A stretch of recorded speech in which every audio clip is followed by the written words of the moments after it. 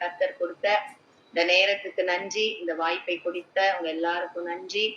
கர்த்தர் நாம மகிமை அடைவதாக. அல்லேலூயா, அல்லேலூயா. ஆண்டவரே உமக்கு ஸ்தோத்திரம் கர்த்தாவே. அப்பா உமக்கு ஸ்தோத்திரம், ஸ்தோத்திரம். நீ மகிமை அடைவீராக அப்பா, நீ மறைத்துக் கொள்வீராக அப்பா. உங்களுடைய வார்த்தையை கேட்க வந்திருக்கிறோம் அப்பா. நீங்க எங்க கூட பேசுங்க, பேசுங்க ராஜா. உமக்கு ஸ்தோத்திரம், உமக்கு ஸ்தோத்திரம், ஸ்தோத்திரம். அல்லேலூயா, அல்லேலூயா. அல்பாவும் ஒமேகாவுமானவர், முந்தினவரும் பிந்தினவரும் மாணவர். அல்பாவும் ஒமேகாவும் மாணவர், முந்தினவரும் பிந்தினவரும் மாணவர். சத்தம் பெருவெள்ள இரைச்சல் போல, முகம் பிரகாசிக்கும் சூரியனை போல. ஆமென். சத்தம் பெருவெள்ள இரைச்சல் போல, முகம் பிரகாசிக்கும் சூரியனை போல. மாறிராத நேசரவர் மகிமையாய் வந்திடுவார், மறுரூபமாக்கிடுவார், ஓ மகிமையில் சேர்த்திடுவார். மாறிராத நேசரவர் மகிமையாய் வந்திடுவார், மறுரூபமாக்கிடுவார், ஓ மகிமையில் சேர்த்திடுவார். நம் நேசர் அழகுள்ளவர், அவர் வெண்மையும் சிவப்பும் அவர். ஆமெனப்பா. ஆண்டவரே உம்மை ஸ்தோத்தரிக்கிறேன்ப்பா, உம்மை ஸ்தோத்தரிக்கிறோம். நாம மகிமை அடைவதாக, நாம மாத்திரம் மகிமை அடைவதாக. ஹல்லேலூயா. ஆண்டவரே ஸ்தோத்திரம். கர்த்தருடைய பரிசுத்த நாமத்துக்கு ஸ்தோத்திரம். சங்கீதங்களுடைய புஸ்தகத்துல சங்கீதம் 40 அதுல ஒரு 6வது வசனத்தை வாசிக்கிறேன். அதுல முதல் 2 வசனம் கூட முதல் 3 வசனத்தையும் வாசிக்கிறேன். கர்த்தருக்காக பொறுமையுடன் காத்திருந்தேன், அவர் என்னிடமாய் சாய்ந்து என் கூப்பிடுதலை கேட்டார். பயங்கரமான குழியிலும் உளையான சேற்றிலும் இருந்து என்னை தூக்கி எடுத்து என் கால்களை கண்மலையின் மேல் நிறுத்தி என் அடிகளை உறுதிப்படுத்தி, தமது தேவனை துதிக்கும் புதுப்பாட்டை அவர் என் வாயில் கொடுத்தார். அநேகர் அதை கண்டு பயந்து கர்த்தரை நம்புவார்கள். இதுல 6வது வசனம் வாசிக்கிறேன். பலியையும் காணிக்கையையும் நீர் விரும்பாமல் என் செவிகளை திறந்தீர். சர்வாங்க தகன பலியையும் பாவ நிவாரண பலியையும் நீர் கேட்கவில்லை. இதுல சங்கீதக்காரன் ஐயா அவர்கள் என்ன சொல்றாங்க அப்படின்னா, இதுல பலியையும் காணிக்கையும் நீர் விரும்பாமல் என் செவிகளை திறந்தீர். அப்போ கைகளினாலே செய்கின்றதான அந்த பலிகள், அந்த காணிக்கைகளை கர்த்தர் விரும்பல. அதை காட்டிலும் நம் இருதயத்தை பார்க்கிறவராய் இருக்கிறார். நம் இருதயம் மறுரூபமாக்கப்படணும் அப்படின்றத அவர் அங்கே உணர்ந்து இருக்கிறார் என்ற வசனம் சொல்லுது. இதே நான் இந்த சாமுவேல் புஸ்தகமும் நான் வாசிச்சுட்டு வரேன். அதுல எனக்கு ஒரு காரியம் எப்படியா பட்டுச்சு. ஏலியும் சாமுவேலை பத்தியும் அந்த காரியம் வருகிறது. அதுல நான் ஏலியின் குடும்பத்திற்கு விரோதமாக சொன்ன யாவையும் அவன் மேல் அந்நாளிலே வரப்பண்ணுவேன், அதை தொடங்கவும் அதை முடிக்கவும் போகிறேன். அவள் கோபமா சொல்றார் ஆண்டவர். அவன் குமாரன் தங்கள் மேல் சாபத்தை வர பண்ணுகிறதை அவன் அறிந்திருந்தும் அவர்களை அடக்காமற் போன பாவத்தை நிமித்தம் நான் அவன் குடும்பத்திற்கு என்றும் நீங்காத நியாய தீர்ப்பு செய்வேன் என்று அவனுக்கு அறிவித்தேன். அது நிமித்தம் ஏலியின் குடும்பத்தார் செய்த அக்கிரமம் ஒருபோதும் பலியினாலாவது காணிக்கையினாலாவது நிவர்த்தியாவது இல்லை அப்படின்னு ஆண்டவர் சொல்றார் என்று ஏலியின் குடும்பத்தை குறித்து ஆணையிட்டு இருக்கிறேன். அந்த வேர்டு ரொம்ப கடினமா இருக்கு. ஆணையிட்டு நான் ஆர்டர் போடுறேன் அப்படின்னு சொல்லி இதானவர் சொல்றார். பலியினாலே காணிக்கலாம், நீ என்ன குட்டி வர்ணம் போட்டாலும் அவங்க நான் மன்னிக்க மாட்டேன், அவ்வளவுதான் அப்படின்னு சொல்லிடுறாங்க. அதுவும் ஒரு அண்டர்லைன் பண்றாங்க. பெற்றோர் தகப்பனாக ஏலி அதை கழிச்சு உணர்ந்து கேட்காததுக்கும் சேர்த்துதான் அப்படின்ற மாதிரி அந்த வார்த்தைகள் அங்க அப்படி கடினமா இருக்கு. அதுக்கு ஏலி என்ன சொல்வார் அப்படின்னா, கர்த்தர் தமக்கு நலமானதை செய்வாராக, தமது பார்வைக்கு நலமானதை செய்வாராக அப்படின்னு 18ஆம் வசனத்துல வந்து சொல்றத நம்ம பார்க்கலாம். அதே மாதிரி இங்க வந்து நீங்க என்ன பண்ணாலும் அங்க மன்னிப்பு இல்ல, ஒன்ஸ் அவ்வளவுதான் அப்படின்றத அங்க அந்த காட்டுறாரு. ஆனா இங்க தாவீது என்ன சொல்றாரு, பலியையும் காணிக்கையும் நீர் விரும்பாமல் என் செவிகளை திறந்தீர். அப்போ அந்த இருதயம் திறக்கப்படும் போதுதான் மற்ற அவயவங்கள் வந்து அது வந்து திறக்கப்படும். இருதயம் வந்து அங்க மாற்றம் இருக்கணும் அப்படின்ற அந்த மேன்மை, அவர்தான் வழி, அவர்தான் சத்தியம், அவர்தான் ஜீவன். அவர் மூலமா தான் நமக்கு வந்து மீட்பு உண்டு என்ற தீர்க்க தரிசன காரியத்தை அவர் அறிந்தவராக அந்த அந்த பாடலை வந்து அங்க தாவீது ஐயா அவர்கள் எழுதுறது நம்ம வந்து பார்க்க முடியுது. இதையே வந்து இப்ப நான் படிச்சுட்டு வர புதிய ஏற்பாட்டு பகுதி என்னன்னா கொலேசையர் புத்தகம் தான் நான் வாசிச்சுட்டு வரேன். அதுல இன்னைக்கு அதாவது நேற்றைக்கும் இன்றைக்கும் எனக்கு கவர்ந்த ஒரு வார்த்தை என்ன அப்படின்னா, இது லவோதிக்கேயாவில் இருக்கக்கூடிய அந்த மக்களுக்கிட்ட வந்து பவுல் அவர்கள் எழுதுகிறதான ஒரு கடிதமா இருக்கிறது. அவங்களுக்கு வந்துட்டு மிக அழகான ஒரு சுவாரஸ்யமான ஒரு வார்த்தை எழுதுற, பிதாவாகிய தேவனுக்கும் கிறிஸ்துவுக்கும் உரிய ரகசியத்தை அறிந்து கொள்ளுகிற உணர்வின் பூரண நிச்சயத்தினுடைய, பிதாவுக்கும் தேவனுக்கும் இருக்கக்கூடிய, தேவனுக்கும் கிறிஸ்துவுக்குரிய அந்த உறவின் ரகசியத்தையும் அந்த பரிபூரணத்தையும் நிச்சயத்தையும் வந்து நீங்க அதனால ஆவிக்குரியதாக வருகிறதான ஐஸ்வர்யத்தையும், ஆவிக்குரிய ஐஸ்வர்யத்தையும் நீங்க வந்து உரியவர்களாக வேண்டும் என்றே இப்படி விரும்புகிறேன் அப்படின்னு அந்த ஆழத்தை வந்து அங்க சொல்றாரு. கர்த்தருக்குள், அவருக்குள் ஞானமும் அறிவும் ஆகிய பொக்கிஷம் அவருக்குள்ள இருக்கு. இப்படின்லாம் அந்த கடிதத்தை எழுதிட்டு வந்து, ஒருவனும் நயவசனத்தினால உங்களை வஞ்சிக்காதபடி எச்சரிக்கையா இருங்க. இன்னைக்கு நம்ம வந்து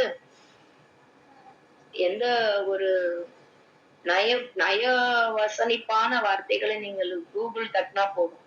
நீங்க நிறைய காரியங்களை நீங்க கேட்கலாம். நிறைய மெசேஜ் வரும். அது எது வந்து சரி, எது தவறு, எது வந்து வேதத்தின் அடிப்படையில வருது அப்படின்றது வந்து ஆழத்தையும் அதை நல்லா அது உன்னிப்பா வந்து காதுள்ளவன் கேட்க கடவன் அப்படின்ற மாதிரி விழிப்பா இருந்தா மட்டும்தான் நாம வந்து கவனமா நம்ம வந்து தப்பிக்க முடியும்.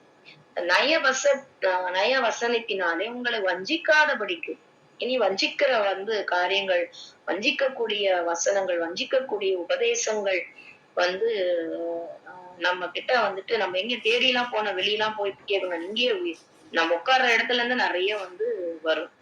அப்ப நம்ம விழிப்பா இருக்கோம். சரீரத்தின்படி நான் தூரமா இருந்து இது அவர் அவங்களோட கூட வந்து கடிதத்துல பேசுறாரு. அடுத்தது வந்து என்ன சொல்றாருன்னா, அதனால நீங்க கடவுள்களை வேர்கொண்டு இருக்க வேண்டும். அவர் மேல் நீங்க கட்டப்பட்டு இருக்க வேண்டும். அப்படியாக அவருக்குள் நடந்து கொள்ள வேண்டும் அப்படின்னு அவரு வந்து அந்த கடிதத்துல எழுதுறாரு. நீங்கள் போதிக்கப்பட்டிருக்கிறபடியே நீங்க விசுவாசத்துல எப்படி இருக்கணும், உறுதியா இருந்து ஸ்தோத்திரம் சொல்லி அதுல நீங்க பெருகணும் அப்படின்னு சொல்லிட்டு, இந்த லௌகீகம், இந்த உலகம், இந்த உலகத்துல சுற்றி இருக்கிற காரியங்கள் இது எதுவும் நம்ம வந்து துக்கப்படுத்தாதபடி, துன்பப்படுத்தாதபடி, லௌகிக ஞானத்தினால மாயமான தந்திரம், இதெல்லாமே தந்திரம், உலகம் தந்திரம் தான். நம்ம ஆண்டவருக்காக ஒரு ஸ்டெப் எடுத்து வைக்கும் போது நம்மள அப்படியே புடிச்சு இது பண்ற மாதிரி காரியங்கள், நம்ம அந்த என்ன எடுத்து வச்சோன்றதையே மறந்துடுற மாதிரியான சூழ்நிலைகள் நம்ம வந்து நெருக்கும். எப்படி வந்து அந்த முச்செடி வந்து நல்ல செடியை வந்து நெருக்கி போடுதோ அப்படி நெருக்கும் நம்மள. நம்ம வளர விடாதபடிக்கு நம்ம வேர் கொண்டு போகணும் அவர் இந்த கடிதத்துல எழுதுறாரு. நம்ம ஆண்டவருக்குள்ள வந்துட்டோம், முளைச்சிட்டோம், வேர் கொள்ளாதபடிக்கு நெருக்கம் இருந்துட்டே இருக்கும். நீ அதுவும் நம்முடைய கர்த்தருடைய பிள்ளைகள் இன்னும் அவர்கிட்ட நெருங்கி நெருங்கி போறக்கூடிய பிள்ளைகளை வந்து அந்த அந்த ஸ்மெல் அழகா நம்ம உணர முடியும். இது என்ன, இது எதனால வருது, நம்ம எப்படி இருக்கணும், நினைத்தா நம்ம எப்படி எழுந்துடணும் அப்படின்னு நமக்கு வந்து அதை ஆண்டவர் ஒண்ணு உணர்த்துவார். உணரும் போது நம்ம எழுந்துடுவோம், எடுத்து விட்டு ஓட ஆரம்பிச்சிடணும். நம்ம நிக்கனா நடக்கும் போது நடந்துடணும், ஓட சொல்லும் போது ஓட ஆரம்பிக்கும். அப்படி இல்லைன்னா நம்ம உள்ள போகாத அளவுக்கு ஏதாவது ஒரு வேலையை வந்து, ஏன்னா அவன் வேலையே என்னன்னா சுட்டிக்கிட்டே இருப்பான். அவன் கண்ணமிட்டு சுற்றி கொண்டே இருப்பான். எப்ப கேப் கிடைக்கும், எப்ப எனக்கு கேப் கிடைக்கும், எந்த நேரத்துல நம்ம வந்து நுழையலான்னு அவன் மட்டும் வந்து அலர்ட்டா இருக்கான். நாம தான் வந்து அசதியா அப்படியே போயிட்டு இருக்கிறோம். ஆனா அவன் எப்போ அலர்ட்டா இருக்கிறான். அப்போ எச்சரிக்கையா இருங்க அப்படின்னு கடிதம் எவ்வளவு அழகா எழுதுற. தந்திரத்தினாலும் ஒருவன் உங்களை கொள்ளை கொண்டு போகாதபடி. திருடின்னு போயிடுவான் நம்மள. ஒரு சின்ன காரியம் திரும்பி பார்த்தா ஐயோ இந்த காரியத்துக்கா நான் போய் என் ஆண்டவரை நான் மறந்துட்டேனே, என் ஆண்டவர் என் கூட இருக்கிறாருன்றத நான் மறந்துட்டு பக்கத்துலதான் படுத்து தூங்குறாரு, கப்பல்லதான் இருக்கிறாரு. அவ்வளவு புயல் தான், ஐயோ நான் மறந்துட்டேனே அவரை. நம்மளும் அப்படிதான் நிறைய நேரங்களை மறந்துடுறோம், நிறைய நேரங்கள்ல மறந்துடுறோம். ஏன்னா நமக்கு முன்னாடி இருக்கிறதா பெருசா தெரியும். நம்ம முன்னாடி இருக்கிறது நம்ம ஸ்டோர் வடைய வச்சிருது. நம்ம முன்னாடி இருக்கிறது நம்ம கண்ணை மறைச்சிருது. கடவுள்னு ஒருத்தர் இருக்கிறாரே மறைஞ்சிருது. இனி நம்ம அந்த மாதிரி மறக்கவே கூடாது. என்ன வரட்டும். இன்னைக்கு காலையில நம்ம கேட்டது போல, என்ன நீ என்ன இப்படிதானே பண்ண போற, என் உயிரையே நான் கூட எடுத்துக்கோ, ஆண்டு இருக்கா என் உயிரை கூட நான் கொடுப்பேன் போடா அப்படின்னு ஒரு வார்த்தை பியூலா சிஸ்டர் சொன்னாங்க. போட உயிரே கொடுக்குறேன். ஆனா உடனே நான் நினைக்கும் போது கொஞ்ச நாளாவே நான் ஒரு பாட்டு சில பாடல்கள் பாடும்போது நான் கேட்பேன். ஆண்டவரே அந்த நம்ம ஜீவன், ஆண்டவரே என்னை பரலோகத்தை எடுத்துக்கொள்ளும் அப்படி எல்லாம் வரும் பொழுதெல்லாம், இல்ல ஏசப்பா இப்ப இல்ல நான் அப்புறமா வரேன், இந்த வரி நான் பாடல. ஏன்னா சில நேரம் நம்ம பாட்டு பாடுவோம் பொய் சொல்லக்கூடாதுல்ல, அதனால நிறுத்திடுவேன் நான் அந்த இடத்துல. ஏன்னா என் பிள்ளைங்களுக்கு இப்ப என்ன விட்டா யாரும் இல்லை ஏசப்பா. ஒருவேளை நான் இப்படி பாடிட்டேன்னா நீங்களும் மகிழ்ச்சியா வந்து என்னை கூட்டிட்டு போகணும்னு வந்துட்டீங்கன்னா என் பிள்ளைங்களுக்கு யாரும் இருப்பா. உண்மையா நான் அப்படிலாம் நினைச்சிருக்கேன். இன்னைக்கு காலையில வியூல அந்த ஒரு வார்த்தை சொல்லும்போது எப்பவுமே கர்த்தருடைய பிள்ளைகள் நீங்க ஒரு வார்த்தையும் அப்படியே அது 30 ஒரு 100மா பேசும் ஒவ்வொருத்தருக்கும். ஓ இதுதானே நான் எடுக்க போறேன், நீ என் உயிரையே ஆண்டவர் கொடுக்குற தயாரா இருக்கேன் அப்படின்னு ஒரு வார்த்தை சொன்னாங்க. அதுதான் எனக்கு சருக்குன்னு பட்டுச்சு. இல்லப்பா நான் ஏன் அப்படி இருக்கணும், ஏன் நான் இதா இருக்கணும். ஆண்டவருக்காக என் உயிரே நஷ்டம் என்று நான் கருதுகிறேன். நான் எப்போ அப்படித்தானே இருந்தேன், ஏன் இப்ப மட்டும் நான் பெருசா பாக்குறேன்னா, ஏன்னா எனக்கு இப்ப என் பிள்ளைங்க எனக்கு ஐடியல் ஆயிட்டு இருக்காங்க. அதுதான் காரணம். சோ அந்த ஐடியல் நம்ம எடுத்து போடணும். அந்த இடத்துல கடவுள் மட்டும்தான் நமக்கு இருக்கணும். அவரை நோக்கி பார்க்க பார்க்க பார்க்க பார்க்க கர்த்தர் நமக்கு என்ன வேணும் வேணும்ன்றத அவர் பார்க்க பார்க்க ஆரம்பிச்சிருவார். அவரை பார்க்க பார்க்க பார்க்க அவர் நம்மள பார்க்க பார்க்க ஆரம்பிச்சிருவார். நமக்கு என்ன தேவை, நமக்கு என்ன பிரியம், நமக்கு என்ன பிரியமானது செய்வோம் அவரு பாக்குறதுக்கு வந்துருவார். அவ்வளவு அழகான அருமையான ஆண்டவர். அல்லேலூயா. அப்பா நிறைய நேரம் நான் உங்களை வேதனைப்படுத்துறோம்ப்பா, நாங்க உங்களை ரொம்ப நேரம் வேதனைப்படுத்திடுறோம்ப்பா. தினம் தினம் நான் உங்களை சிலுவையில அறையிறோம்ப்பா, எங்களை மன்னிச்சுக்கணும்ப்பா. ஆமாண்டவரே, நஷ்டனும் குப்பையும் என்று எண்ணுகிறேன் என்று பவுல் சொன்னது போல ஆண்டவரே, நாங்களும் ஆண்டவர் அப்படி தைரியமா செய்யறா. எங்கள் தேவன் பராக்கிரமுள்ள தேவன் ஆண்டவர், இது எல்லாவற்றையும் பார்த்துக் கொள்வது. நாமே நாமே நாமே என்ன சொல்றாரு, எச்சரிக்கையா இருங்க. நம்ம எல்லாம் எச்சரிக்கையா இருக்க, எப்பவுமே எச்சரிக்கையா இருக்கும். அப்புறம் அந்த மனுஷர்களின் பாரம்பரிய நியாயத்தையும் உலக வழிபாடுகளையும், இதெல்லாம் அந்த உலக வழிபாடு பாரம்பரிய காரியங்களையும் பிடிச்சிட்டு இருக்காதீங்க அப்படின்னு சொல்லிட்டு கீழே வராரு. அல்லாமல் நீங்கள் கிறிஸ்துவை பற்றும் விசுவாசத்தினால மாம்சத்துக்குரிய பாவ சரீரத்தை களைந்து விட்டதினால் கையினால் செய்யப்படாத விருத்த சேதனத்தை அவருக்குள் பெற்றிருக்கீங்க. அப்புறமா ஞானஸ்தானத்தை பத்தி சொல்ற. நீங்க ஞானத்தினால அவரோட அடக்கம் பண்ணப்பட்டு மருத்துவத்துல இருந்து நீங்க எழுந்திருக்கிறீங்கன்னு சொல்லிட்டு 13ஆம் வசனத்துல உங்கள் பாவங்களாலேயும் உங்கள் மாம்ச விருத்த சேதனம் இல்லாமையினாலேயும் மரித்தவர்களாய் இருந்த உங்களையும் அவரோட கூட உயிர்ப்பித்து. அப்போ நம்மள அவருக்குள்ள நம்ம என்ன செய்ய, நம்ம பாவம் செத்து அவராலே நம்ம உயிர்ப்பிக்கப்படுகிறோம். நம்ம அக்கிரமங்களை எல்லாம் அவர் என்ன செய்கின்றார், மன்னிக்கிறார். அந்த இடத்துல லேவி கிட்ட அந்த ஏலி கிட்ட ஆண்டவர் என்ன சொல்றாரு, பலி செலுத்தினாலும் நீ காணிக்கை செலுத்தினாலும் நான் உன் பிள்ளைங்களை தண்டிக்கதான் போறேன். ஆனா தாவீது சொல்றாரு, நீ பலியும் காணிக்கையும் விரும்பாம என் செவிகளை திறந்துட்டீங்க நீங்க அப்படின்னு சொல்றாரு. அதாவது வசனம் சொல்லுது, எபிரேயர்ல 9 எபிரேயர் 9 வசனம் அப்படியா வரும்.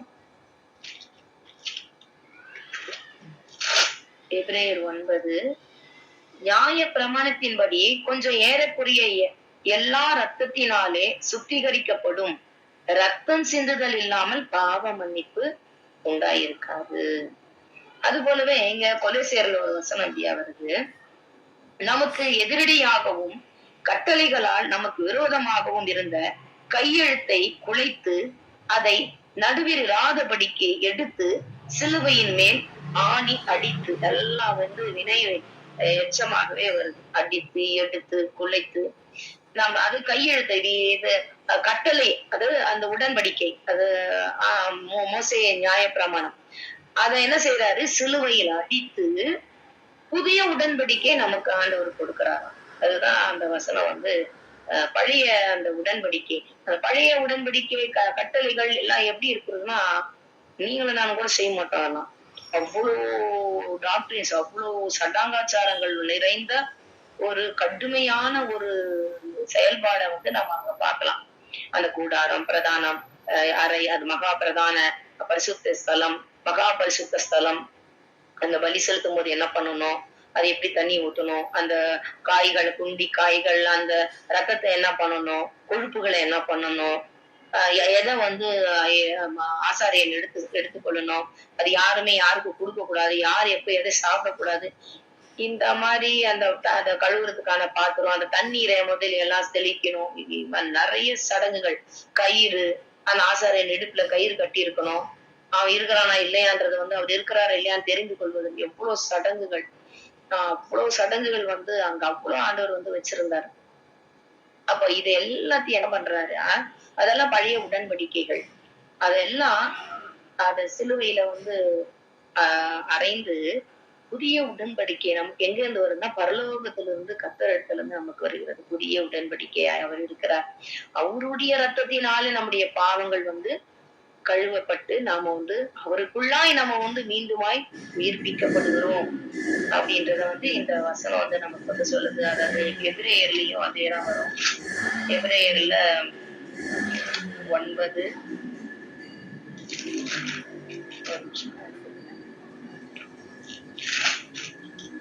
எபிரேயர் 9:15, ஆகையால் முதலாம் உடன்படிக்கையின் காலத்திலே நடந்த அக்கிரமங்களை நிவர்த்தி செய்யும் பொருட்டு அவர் மரணம் அடைந்து அழைக்கப்பட்டவர்கள் வாக்குத்தத்தம் பண்ணப்பட்ட நித்திய சுதந்திரத்தை அடைந்து கொள்வதற்காக புது உடன்படிக்கையின் மத்தியஸ்தராய் அவர் இருக்கிறார். ஆமென்.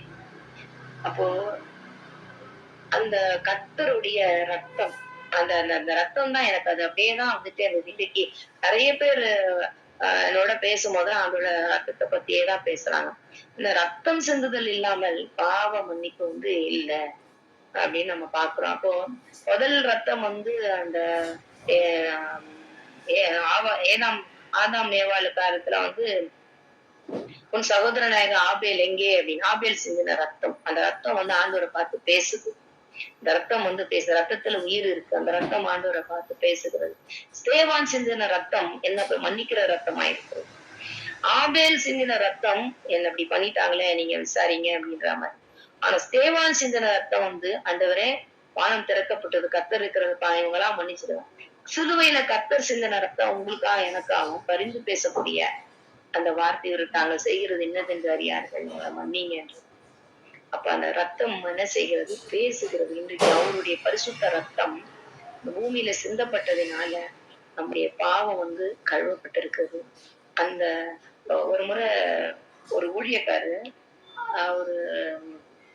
அவருடைய பெயர் ஞாபகம் டக்குன்னு வரல, ஆந்திர மாநிலத்துல ஊழியம் செய்கிறவர். ஒரு முறை அவர் பயணிச்சுட்டே இருக்கும்போது கார்ல, அப்போ அந்த பிள்ளையார் சதுர்த்திக்காக நிறைய அந்த சிலைகள்லாம் செஞ்சு வச்சிருந்தாங்களாம். அப்ப பயணம் பண்ணிட்டே இருக்கும்போது நம்ம ஜனங்கள்லாம் என்னைக்கு மாறுவாங்க, ஏன் இப்படி அறியாமையில இருக்கிறாங்க அப்படின்னு சொல்லிட்டு அவர் அவங்களுக்காக விண்ணப்பம் பண்ணிக்கிட்டே உட்கார்ந்துட்டு இருந்தாராம். அப்போ அந்த டிராபிக்ல அந்த வண்டி நின்னுட்டு இருந்ததாம்.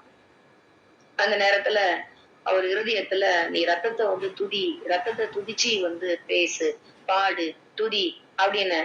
நம்ம நிறைய காரியங்களுக்காக துதி சொல்லியிருக்கோம். ஆண்டவர் ரத்தத்தை எப்படி துதிக்கிறது அப்படின்ற மாதிரி புதுசா இருக்குதே அவர் நினைச்சு, அப்புறமாதான் அந்த அந்த ரத்தத்தை பத்தி ஒரு பாடல் ஒரு எல்லாரும் பாடக்கூடிய படம் எனக்கு ஞாபகத்துக்கு வரல.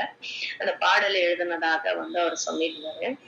அப்போ ஒரு பிசாசு பிடித்த ஒரு மகள் அங்க வந்திருந்த போது அவரு மனசுல இவர் கொஞ்சம் பயம் இருந்தது. அப்ப வளர்ற இதுல இருந்தாலும் மனசுல பயம் இருந்தது. அப்ப மனசுல இயேசுவின் ரத்தம் ஜெயம் சொல்லிட்டே இருக்கும்போது அந்த பிசாசு சொல்லுதான், நீ மனசுல சொல்லிட்டு இருக்கால, அதை சொல்லாத, நீ அதை சொல்லாத அப்படின்னுதான். அப்போ மனசுல நான் என்ன சொல்லிட்டு இருந்தேன், நீ சொல்லுவாயில்ல அப்படின்னு இவரு சொன்னாரு. அது சொல்ல மாட்டேன். அப்ப அந்த வல்லமை ரத்தத்துல உண்டு. இது என்னுடைய பள்ளிக்கூடத்துல நான் பெரம்பூர்ல மோசஸ் ஸ்கூல்ல வேலை செஞ்ச ஒரு பிள்ளை, 10ஆம் வகுப்பு படிக்கிற பிள்ளை. ஒரு தொடர்ந்து ஒரு நாள் வரல, 2 நாள், அது ஒரு 3 நாள்னாலும் நிறைய பாடம் போயிடும். அப்போ பேரண்ட் வர சொல்லியிருந்தோம். அவங்க எப்போ 8 மணிக்கெல்லாம் நாங்க போயிடுவோம். அப்ப 8 மணிக்கு அந்த பேரண்ட் வந்து நான் அங்க இருப்பேன்ட்டு வந்துட்டாங்க. வந்து அந்த பிள்ளைய விட்டுட்டு போறதுக்காக வந்தாங்க. வந்தோன்னா அந்த பிள்ளைய என்கிட்ட கூட்டிட்டு வராங்க. என்கிட்ட வரமாட்டேங்குது. நல்லா பேசும் என்கிட்ட. அவங்ககிட்ட நான் போமாட்டேன். அப்ப அவங்க அம்மா வந்து உங்ககிட்ட வரமாட்டேன்றாங்க. ஏன் வரமாட்டேன்? என்ன நல்லா பேசுவல்ல, என்ன ஆச்சு அவளுக்கு, என்ன உடம்புக்காச்சு, ஏன் வரமாட்டேன்றன்னு சொல்லிட்டு நான் போயிட்டு கூட்டிட்டு வந்துட்டு, சரிங்கம்மா நீங்க போங்க அப்படின்னு சொன்னேன். இல்ல நான் மேல வரமாட்டேன், நான் உங்க கூட போக மாட்டேன், இதையே சொல்லிட்டே இருக்கான். சரி நீங்க போங்கம்மா நான் கூட்டிட்டு போறேன். நான் படிக்கட்டு வழியா அவளை மேல போக சொல்லிட்டு நான் பின்னாடி போயிட்டே இருக்கேன். எனக்கு ஏதோ ஒரு இதாவே இருந்தது. எனக்கா நான் எப்பவுமே என் மனசுல 24 மணி நேரம் இயேசு ரத்தம் ஜெயம் அதான மனசுல டேபிள்ஸ் மாதிரி போயிட்டு இருக்கும். அப்ப அந்த பிள்ளை திரும்பி பார்த்து நீங்க சொல்லாதீங்க அதன்னு சொல்றேன். இயேசு ரத்தம் ஜெயத்தை சொல்லாதே, மனசுக்குள்ள சொல்றேன். நீங்க சொல்லிட்டு இருக்கீங்க அதை சொல்லாதீங்க. நீங்க சொல்றீங்க நான் ஒண்ணுமே சொல்லி இல்ல, நீங்க சொல்லிட்டு இருக்கீங்க அதை சொல்லாதீங்க. சரிம்மா நீ போ, மேல போ. அப்ப பாருங்க அந்த வார்த்தையில அவ்வளவு வல்லமை இருக்கு. இயேசுவின் ரத்தத்துல எவ்வளவு வல்லமை. ஆமென் ஆமென். இந்த ரத்தம் நம்முடைய பாவங்களை என்ன வந்து சேர்த்து, நம் அக்கிரமங்களை, நம்முடைய மீறுதல்களை, நம்முடைய துணிகரமான பாவங்களை, நம் இளவயதின் பாவங்கள், நம் சிறு வயதின் பாவங்கள், நம் அறிந்து செய்த பாவங்கள், நம் அறியாது செய்த பாவங்களுக்காக நம் தேவன் உங்களுக்காக எனக்காக அந்த கல்வாரியில தம்முடைய விலையேற பெற்ற ரத்தத்தை சிந்தினார். உன்னதங்களில் இருக்கின்ற அந்த தேவன் நமக்காக இந்த பாவம் நிறைந்த இந்த உலகத்துல தன்னை தாழ்த்தி இறங்கி வந்தார். எவனுடைய மீறுதல் மன்னிக்கப்பட்டதோ, எவனுடைய பாவம் மூடப்பட்டதோ அவன் பாக்கியவான். பாக்கியவான். எவனுடைய அக்கிரமத்தை கத்தர் எண்ணாது இருக்கிறாரோ, எவனுடைய ஆவியில் கபடம் இல்லாது இருக்கிறதோ அவன் பாக்கியவான். பிள்ளைங்களுக்கு இந்த வசனத்தை நான் எப்படின்னா, குட் நியூஸ்னு ஒரு கிளப், அது ஒரு பெரிய ஒரு பிரச்சனையாயி கத்தர் திருப்பும் அதை கொண்டு வந்து கொடுத்துட்டாரு என் கையில. வசனத்தை பிள்ளைங்க வாயில அதை திணிச்சிருவோம். இது பசங்களுக்கு தான் சொல்லி கொடுத்துட்டு இருக்கேன். அப்போ என்ன எவ்வளவு பாக்கியவானோ, நம்ம எவ்வளவு பெரிய ஒரு வசனம். அந்த வசனம் சங்கீதத்துல நம்ம பாக்கியவான்கள் போட்டிருக்கு. நம்ம பாக்கியம். எவனுடைய மீறுதல் மன்னிக்கப்பட்டதோ, எவனுடைய அக்கிரமத்தை கர்த்தர் எண்ணாது இருக்கிறாரோ அவன் பாக்கியவான், அவன் பாக்கியவான். ஓ அல்லேலூயா. நீங்களும் நானும் பாக்கியவதிகள், பாக்கியவான்கள். கர்த்தர் நம்மை மன்னித்து இருக்கிறார். அல்லேலூயா. கர்த்தர் நம்முடைய பாவங்களை மன்னித்து நம்மளுக்கு புது சிருஷ்டியை மாற்றி அல்லேலூயா ரட்சிப்பை நாம் சுதந்திரித்துக் கொண்டு அல்லேலூயா அவருடைய அந்த ரட்சிப்பின் களி கூறுதலிலே நாம் அகமகிழ்ந்து அல்லேலூயா நாம் செய்த தவறுகளை கர்த்தர் மன்னித்ததை உணர்வும்படியான உணர்வுள்ள இருதயத்தினால நம்ம நிரப்பி இருக்கிறார். அல்லேலூயா. அதுபோல நாம் பிறரையும் மன்னிக்க வேண்டும் என்ற உணர்வையும் கர்த்தர் நமக்கு தந்துக்குவார். ஹல்லேலூயா ஹல்லேலூயா. கர்த்தர் நம்மளை எப்படி பாக்குறாருன்னா, மகளே நீ எப்படி இருந்தாலும் வா மகளே, உலகம் உன்னை எப்படி வேணா பாக்கட்டும், நீ வா மகளே, நீ வா மகனேன்னு சொல்லி நம்ம ஏத்துக்குவோம். ஆனா அந்த உலகம் நம் செய்த தவறுகளை சுட்டி காட்டக்கூடியதா இருக்கிறது. அதாவது அந்த சீமோன் வீட்டுக்கு போகும்போது சீமோன் எப்படி அவர் பழைய நிலைமை எப்படி இருந்தது, வீட்டுக்குள்ள வந்த சீமோனுடைய வருவதற்கான பாக்கியத்தை பெற்றார். சீமோன் குஷ்டரோகிக்கு பாலியத்துக்கு புறம்பே இருக்கணும். கர்த்தருடைய சுகத்தை பெற்றதுனால சீமோன் வந்து வீட்டுக்குள்ள வந்திருக்கிறதான ஒரு தகுதியை பெற்றிருக்கிறார். அது இல்லாட்டி அந்த கர்த்தர் இல்லைன்னா, கிறிஸ்து இல்லைன்னா அந்த வீட்டுக்குள்ள அவர் போயிருக்கு, அவர் வீட்டுக்குள்ளேயே அவர் போயிருக்க முடியாது. அதை மறந்துட்டார் டக்கு. நம்ம எப்படி அப்பப்போ ஆண்டவரை மறந்துடுறோம், அதே மாதிரி அவர் மறந்துட்டார். பக்கத்துல இருக்கிறார், அவர் மறந்துட்டார். டே நம்ம ஆண்டவர் சுகம் பண்ணிருக்காரு, அதனாலதான் நம்ம வீட்டுக்குள்ளே நம்ம வந்திருக்கோன்றது சட்டுன்னு மறந்துட்டார். மறந்துட்டு இந்த கண்ணு என்ன செய்யுது, வெளிப்புற தோற்றத்தை பார்க்க ஆரம்பிச்சிச்சு. இந்த பொண்ணு வந்து எல்லாத்தையும் பணத்தை வேஸ்ட் பண்ணி இந்த மாதிரி ஆண்டவரை தொட்டு வேற பேசுது. அவர் முடிய வந்து அவர் முடியினால ஆண்டவர் பாதத்தை கழுவுறாள். இவ யாருன்னு தெரிஞ்சா அவரை தொட விட்டுருவாரா அப்படின்னு அந்த கண்ணு பாக்குது, அந்த மூளை யோசிக்குது. பணத்து மேலே விருப்பமா இருக்கிறவங்க என்ன பண்றாரு, இந்த காசை வேற எதுக்காவது செலவு பண்ணிருக்கலாம், எதுக்கு இந்த மாதிரி கீழே ஊட்டணும், இவ்வளவு செலவு பண்ணி சேர்த்து வச்சு இந்த காசை எது, இப்படிதான் இந்த உலகம் பரத லௌகீகம். இதுதான் இந்த கொலுசேர்ல நம்ம பாக்குறது. லௌகீக காரியங்கள்ல இருந்து நம்ம வந்து விடுபட்டு கர்த்தருக்குள்ள வேரூன்றி வரணும். அப்ப ஆண்டவர் சொல்றாரு, அப்பா சீமோனே உன்கிட்ட சொல்ல வேண்டிய ஒரு விஷயம் எனக்கு இருக்குது. உன்கிட்ட உனக்கு சொல்ல வேண்டிய எனக்கு விஷயம் இருக்குது அப்படின்னு ஆரம்பிக்கிறார். அப்ப வந்து சொல்றாரு, ஒருத்தன் 50,000 வாங்கியிருக்கான். ஒருத்தன் வந்து ஒரு ரூ. 50 வாங்கியிருக்கான்னு வச்சுக்கோங்களேன். அவரு ஒரு கணக்கு சொல்றாரு. யாருடைய கணக்கு வந்து மன்னிச்சுட்டா யார் சந்தோஷப்படும்? அதிகமா வாங்கினவன் தான். அப்படின்றத அந்த பாவ மன்னிப்பை குறித்து அங்க வந்து வெளிப்படுத்துகிறார். நாமும் சில நேரங்கள்ல ஆண்டவர் அப்படிதான் என்ன செய்யறோம்? நாம மறந்து போகிறோம். அப்போ இந்த கொலோசேயர்ல ஆஹ் நமக்கு எதிரடையாகவும் கட்டளைகள்லாம் நமக்கு விரோதமாகவும் இருந்த கையெழுத்தை குலைத்து நம் ஆசாரியர்கள் தான் அங்க முதல்ல வந்து அந்த பரிசுத்த ஸ்தலத்துக்குள்ள போக முடியும். இன்றைக்கு பிரதான ஆசாரியராய் ஆண்டவர் நமக்குள்ள இருக்கிறார், கிறிஸ்துவ வந்திருக்கிறார். அந்த கையெழுத்தெல்லாம் குலைத்து போட்டு அவரு அந்த புதிய உடன்படிக்கையின் பிரதான ஆசாரியராய் நமக்காக அவருடைய நம்முடைய பாவங்களை எல்லாம் நம்முடைய எல்லாவற்றையும் ஏற்றுக்கொண்டு நம்மளை விடுவிச்சு நாம சந்தோஷமா இருக்கணும். திரும்பவும் அந்த ஏதேன் தோட்டத்துல ஆண்டவரோடு கூட அந்த நித்திய காலமான வாழ்க்கை வாழணும்னு சொல்லிட்டு ஆண்டவர் நம்மை அவ்வளவு அழகா தம் ரத்தத்தினால மீட்டெடுத்தார். அப்ப யோசிச்சு பார்ப்பேன். ஏன்னா அந்த வனாந்தரத்துல ஆண்டவரு தன்னுடைய இந்த அவரு 3.5 வருஷம் தான் அவருடைய பணிகள் இருந்து கர்த்தருடைய பணிகளை வந்து அவர் செஞ்சாரு. அப்படி செய்யறதுக்கு முன்னாடியே குடும்பத்துல மூத்த மகனா குடும்பத்து காரியங்களை வந்து அவர் பார்த்துக்கிட்டே இருந்தாலும் கூட கர்த்தருடைய பணியை கர்த்தர் தன்னை அழைத்தவருடைய காரியம் கர்த்தருக்கு தேவனுக்கு கீழ்ப்படியணும், பிதாவுக்கு கீழ்ப்படியணும் அப்படின்ற காரியம் கர்த்தருடைய அந்த சித்தத்துக்கு உட்பட்டு உள்ள வர்றதுக்கும் அந்த கரெக்டா யோவான் ஸ்நானகன் வரைக்கும் அவருடைய டேக் ஓவர் பண்றதுக்கும் அந்த டைம் அப்படி வரும்போதும் அவர் வந்து உபவாசத்துலதான் ஆரம்பிக்கிறார் தன்னுடைய ஊழியத்தை. அப்ப அந்த 40 நாள் அந்த நமக்கு வந்து எதிரியே நம்ம புலன்கள் தான். வாய் வந்து உபவாசித்து ஜெபம் பண்ணணும் போதுதான் நமக்கு அன்னைக்குதான் ரொம்ப பசிக்கும், என்னெல்லாம் பண்ணும் நம்மள. 5 வந்து வாசல் மாதிரி நம்ம 5 சொல்லுவாங்க. 5 ஐம்புலன்களும் வாசல் மாதிரி. அந்த வாசலை பத்திரமா பாதுகாத்து பூட்டு போட்டு வச்சுக்கணும். கர்த்தருக்குள்ள மட்டும் அப்படியே பூட்டு போட்டு வச்சுட்டா நம்ம நல்லா இருக்கும். இப்போ இந்த இவர் என்ன பண்றாரு அப்படின்னா உபவாசத்துல ஆரம்பிக்கிறார். அவர் அந்த வாயை அடக்கி அந்த உபவாசத்துக்குள்ள அவர் மனுஷனா இருந்தார். தாகம் ஒரு இடத்துல இருந்தது, பசி ஒரு இடத்துல இருந்தது, சோர்வடைந்தார். ஆனாலும் பிதாவின் சித்தத்தை செய்வதில் வந்து எள்ளளவும் வந்து அவர் வந்து மாறவே இல்லை. அதுதான் நமக்கு மாதிரியை வச்சுட்டு போயிருக்கிறார். அவர் பாதம் வந்து அவருடைய நம்முடைய கால்களுக்கு ஒரு வசனம் வந்து தீபமா இருக்கு. அவருதான் வார்த்தையா இருக்கிறார். அப்போ அங்க பிசாசு சோதனைக்காரன் வருகிறான். பேரே சோதனைக்காரன் வந்து அப்படி சோதிக்கிறான். எப்படி? நம்ம கிட்ட இருந்தே வாங்கி நம்ம கிட்ட இருக்கிறதையே வாங்கி நம்ம கிட்டே வந்து கொடுக்குற மாதிரி. அப்போ நம்ம சோர்ந்து மாம்சம் சோர்ந்து இருக்கிற நேரத்துல யாராவது வந்து நம்ம அப்படின்னு சொல்லும்போது நம்ம டக்குன்னு எகிரிடுவோம். ஆனா ஆண்டவர் அந்த எவ்வளவு அழகா பேசுறது. உலகமே படைத்தவர் அவரு. இந்த உலகத்தையே நான் உனக்கு தரேன், நீ என்ன பணிஞ்சுக்கோ அப்படின்றார். அப்ப இது எப்படி வந்து நம்மள வந்து அந்த உசு பேத்துறதுன்னு சொல்லுவாங்க இல்லையா, அந்த மாதிரி பேசுற மாதிரி அவ வந்து பிசாசானவன் பேசுறான். அப்ப ஆண்டவர் வசனத்தின் மூலமாவே அடிக்கிறார்.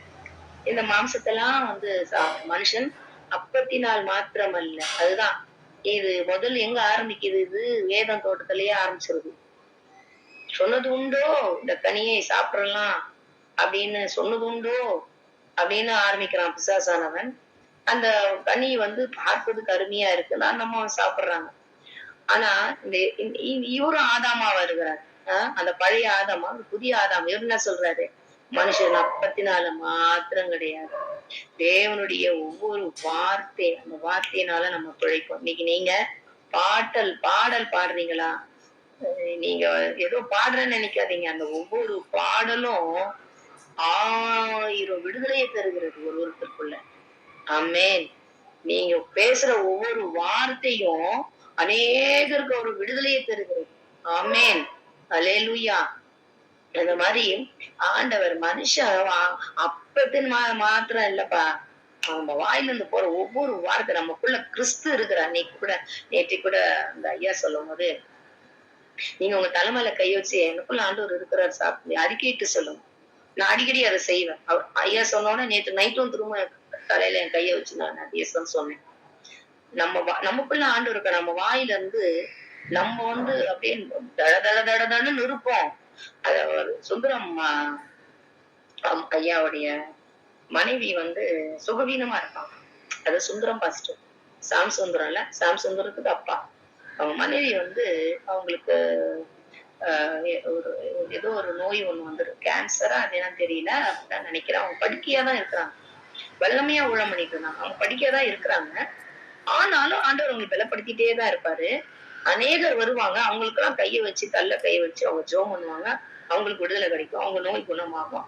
அவங்களுக்கு தேடி வந்த பிரச்சனை நீங்க படிக்கையில கூட அவங்ககிட்ட ஜெபம் பண்ணிட்டு போவாங்க அப்படின்னு சொல்லி கேள்விப்பட்டிருக்கேன். ஆனா அவங்களுக்கு அந்த நோய் அவங்க படுக்கையில தான் இருந்தாங்க. ஆனா அவங்களுக்குள்ள கர்த்தருடைய கிரியை, ஆண்டவர் திட்டம் ஒரு நாளும் மாறாது. நம்மேல் கர்த்தர் என்ன திட்டம் வைத்திருக்கிறாரோ அந்த திட்டம் முடிகிற வரைக்கும் கர்த்தர் நம்மை வைத்திருப்பார். திட்டம் முடிஞ்ச உடனே கர்த்தர் நம்மை அழைத்துக் கொள்வார். அந்த திட்டம் அவங்களுக்கு அப்படிதான் இருந்துதான் ஊழியம் பண்ணணும்னா அதுதான் கர்த்தருடைய திட்டமாக நிறைவேறும். கர்த்தருடைய பணி எப்படி நிறைவேறணுமோ அது அப்படி நிறைவேறும். ஐயோ நான் எப்படி ஆகிறேன் அப்படின்னு என்னைக்குமே நம்ம அப்படியே சொல்லக்கூடாது. அதான் யோபு சொல்றார், நல்லாதான் நம்ம ஆண்டர் கொடுக்கும் போதெல்லாம் நான் வாங்கிட்டேன், அப்ப நல்லா இருந்தது, கர்த்தர் நல்லவரா இருந்தாரா? இப்ப நல்லவரா இல்லையே, இப்பவும் நல்லவர் தான். கர்த்தர் எப்போதும் நமக்கு நல்லவராகவே இருக்கிறார். ஏன்னா அதன் மூலியமா தான் நம்ம சித்தம் நிறைவேறணும்னு ஆண்டோட திட்டமா இருந்தா அதை யாராலும் மாற்ற முடியாது. ஏன்னா அதிலேயும் ஒரு நன்மையை ஆண்டவர் வைத்திருப்பார். ஏன்னா அப்ப அதாவது இவர் அந்த எசேக்கியா ஆண்டவர் 15 வருடம் கூட்டி கொடுத்த பிறகு அவருக்கு மகன் பிறப்பான். அந்த மகன் பிறந்த பிறகு நிறைய அக்கிரமம் ஜாஸ்தி ஆகும். அந்த 15 வருஷம் கூட்டு கொடுக்காம இருந்திருந்தா அவர் பிறந்து கூட பிறந்திருக்க மாட்டார். மனோவா அந்த மகன் பிரச்சனை இருந்திருக்காரு. ஆனா சில நேரம் ஆண்டோட திட்டத்தையும் மீறி நீ ரொம்ப தொந்தரவு பண்ணி இந்த மாதிரி நம்ம எல்லாம் கேட்கும்போது சிலர்லாம் கொடுத்துருவானா, அதனால நீ ரொம்ப தொந்தரவு பண்ண, ரொம்ப இது பண்ண, நம்ம கண்ணீரை நம்ம பார்க்க முடியாது ஆண்டவரால. செல்ல பிள்ளைங்களை நம்ம கண்ணீர் சிந்தனா சில நேரம் சரி போ, குழந்தை ரொம்ப அழுது கொடுத்துருவோம். ஆனா அது பின்னாடி இதெல்லாம் வரும்ன்றதுனாலதான் நான் அவளை தடை பண்ணி கொஞ்சம் நீ பொன்னாள் ஆகட்டும் அப்படின்னு வச்சிருக்கேன். மக புரிஞ்சுக்க மாட்டா. சரி போட்டோம், அவ அனுபவிச்சு வரும்போது புரிஞ்சுவா. சில விட்டுருவான் அந்த மாதிரி. அதனாலதான் தேவ சித்தம் நிறைவேற என்னையும் அர்ப்பணிக்கிறேன் பாடு. அவர் ஒண்ணு செய்யணும்னு வந்துட்டாருன்னா அது அழகா செய்வார். சோ அந்த மாதிரி நம்ம முழுவதுமாய் நம்ம என்ன செய்யணும், வேர் ஊன்றியவர்களாக கர்த்தருக்குள்ள இதெல்லாம் சுத்தி இருக்க லௌகீக காரியங்களை பார்க்காம வேர் ஊன்றணும். இன்றைக்கு நீங்களும் நானும் பாக்கியவான்களா நம்ம இருக்கிறோம் அப்படின்னா கர்த்தருடைய ரத்தம் தான். அவருடைய ரத்தம் மட்டும் இல்லைன்னா நம்ம என்ன வாய்ப்புன்னே தெரியல. இன்றைக்கு வலியினால காணிக்கை செலுத்தினா உன் பாவம் ஒண்ணும் ஆகாது, நான் உன் பிள்ளைகளை இப்படிதான் பண்ணுவேன். ஆனா தாவீது அறிந்திருந்தார், இருதயம் புரிதாக்கப்பட வேண்டும், அதுதான் உண்மையான பலியா இருக்கும் என்றது தாவீது அங்க உணர்றார். அது போல இந்த உடன்படிக்கை பவுல் என்ன சொல்றாரு, எல்லாவற்றையும் என்ன செய்யறாரு, நம்ம கையெழுத்து அந்த நமக்கு விரோதமா எதிராக வந்த அந்த கட்டளைகள் அது எல்லாத்தையும் என்ன செஞ்சாங்க ஆண்டவர் குலைத்து. ஏன்னா அவங்க எல்லாம் அதை வச்சு பணம் பண்ண ஆரம்பிச்சிட்டாங்க. இவ்வளவு இதுக்கெல்லாம் பாவ மன்னிப்பு கிடைக்கும், அப்படி கிடைக்கும், எல்லாத்தையும் பணமா பார்க்க ஆரம்பிச்சாங்க. ஆண்டவர் அதெல்லாம் சிலுவையில அறைந்து புதிய உடன்படிக்கையை நமக்கு தந்திருக்கிறார் என்று பவுல் இந்த கடிதத்துல அது வெளிப்படுத்துகிறார். இன்றைக்கு பிரதான ஆசாரியராய் நமக்கு முன்பாக நமக்குள்ளாகவும் இயேசு கிறிஸ்து இருக்கிறார். இன்றைக்கு நாம வாழ்க்கை நம் இருதயம் பரிசுத்த அலங்காரத்தினால அந்த அலங்காரமான ஆடையினால அலங்கரிக்கப்பட்டதாகவும் வெண் வஸ்திரத்தினால அலங்கரிக்கப்பட்டதாகவும் நம்ம இருதயம் யோசேப்புக்கு பல வர்ண அங்கியை கொடுத்து அலங்கரிச்சு பார்த்தார். அந்த மாதிரி நம்ம இருதயம் கத்தருக்கேற்ற பல வண்ண அந்த வண்ண ஆடையை அணிந்த இருதயமாக, தாழ்மை என்ற ஆடையை தரித்த இருதயமாக, பரிசுத்தம் என்ற ஆடையை தரித்த இதயமாக, அந்த சாந்தம் பொறுமை இந்த ஆடைகளை தருத்தவர்களாக நாம இந்த உலகத்துல வாழ்ந்து கர்த்தருக்குள்ள வேரூன்றியவர்களாக அவர் சிந்தின ரத்தத்தை எப்பொழுதுமே நினைவு கூர்ந்து அவருடைய அந்த ரதத்திலே வலிமை உண்டு, வல்லமை உண்டு என்று சொல்லி நாம அதை உணர்ந்து நாம சொல்லும் பொழுது நிச்சயமாகவே நாம சோர்ந்து போக மாட்டோம். அடிக்கடி நம்ம அவரை மறந்து போயிட மாட்டோம்.